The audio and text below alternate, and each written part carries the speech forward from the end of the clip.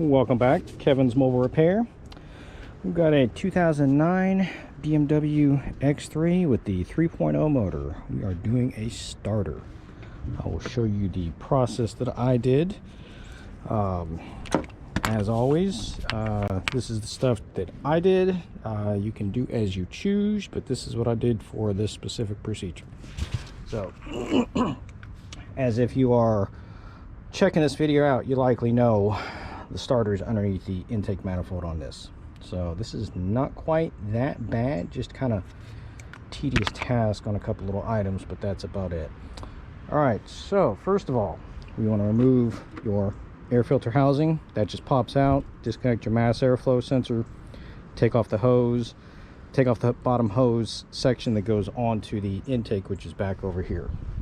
Remove your top cover, 1, 2, 3 Torx bolts. I think they're T20 or 25s. Now, I do not remove out the intake manifold completely on this, just because it's a massive pain in the butt. But I am able to swing it out far enough to be able to get back in there and get everything I need. The X3 has a shield, see it right there? It goes right here. With that shield in place, this manifold will not move out far enough in order to be able to gain access. So take the little shield out, they're like little push trim clip type things. It'll pop out here, one here, and then you'll just wiggle this piece out. The intake manifold tube for the brake booster, you'll disconnect it. You do want to be very careful with these, because these things usually are pretty brittle. So just kind of squeeze it, wiggle, pop it loose so that way you can move it out of the way, because then again, this also wraps around behind the intake right over here. Sorry. So that it does not allow enough movement.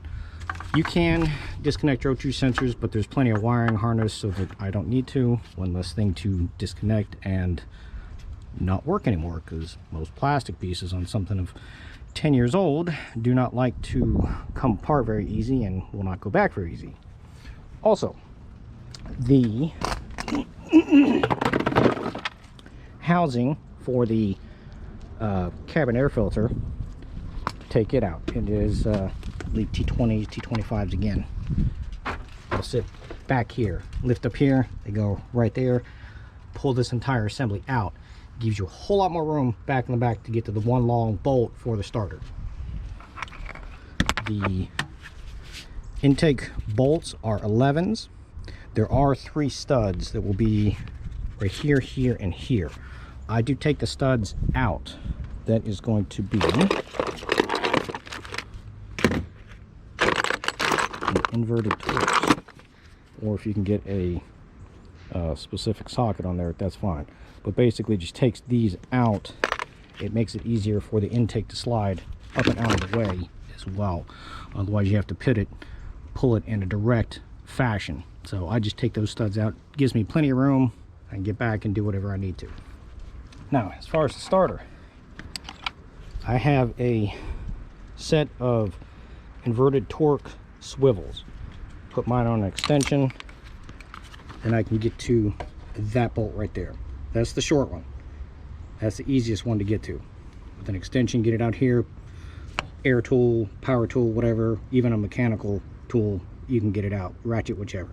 The back one is where you needed to have that piece right there removed so you can get back behind there. You cannot get a wrench on it. It will have to be a E14 inverted Torx socket. It's the only way that's going to get on there, because there's no clearance between the transmission housing where they made the dimple for it. Remove those 2 bolts. 13 for the main power connector and the connector here. Also disconnect your coolant temperature sensor, so that way when you're removing the intake right here, it doesn't snap off. But this is the connector. Push down on it, pull it off. It's the same connector for the starter right down there. So push the clip, pull it, comes off.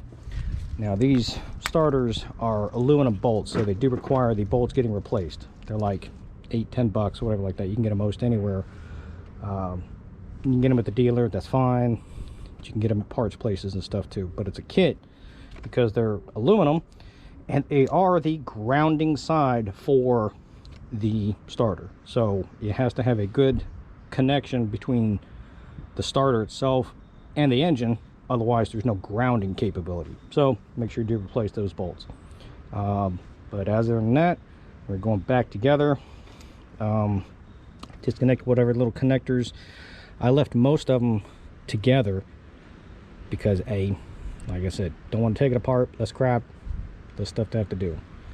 Oh, there's also a bar that goes across here, and they're 413 bolts. Another thing, help move all the stuff out of the way so you can get to it. But we are going back together. This over and all took about 45 minutes to get to this point, so probably about another 30 minutes or so, and we'll be up and running. But any questions or comments, please feel free to let me know.